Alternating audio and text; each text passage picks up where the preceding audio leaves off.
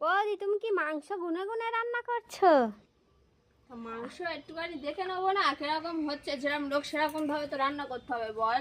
দাদা তো কত মাংস আনলাম আমি দেখলাম। তা একটু ফ্রিজে রেখে দিয়েছি, সব একসাথে খেয়ে নিবি নাকি? হ্যাঁ, একদিন সব রান্না করো, বেশি বেশি করে খাবো। সব খেয়ে নিলে আর সব দিন খেতে হবে না, সব দিন ডাল ডাল্লা খেতে হবে, বুঝলি তো। একদিনে মাংস এনে কি 1 মাস খাবে বলছো নাকি? তা কি এই সোনামুখ আলু খেতে গেলে ওই একদিনের মাংস 2 দিন খেতে হবে। আলু দেখতে পাচ্ছিস তো, একদম সোনামুখ আলু। সোনামুখ আলু? থালা দুটো তুই দেখতে পাচ্ছিস তো, এই থালা দুটো শালা 100 বছরের পুরানো থালা।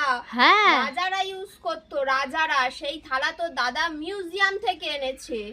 কোথা বাবা থেকে জানিস তুই? মিউজিয়াম থেকে আমি এনেছে। কোনোদিন নাম তো শুনিনি, এই প্রথম শুনলাম। বাবা থালাগুলো দেখো, দেখ থালা, দেখ মডেলটা দেখ।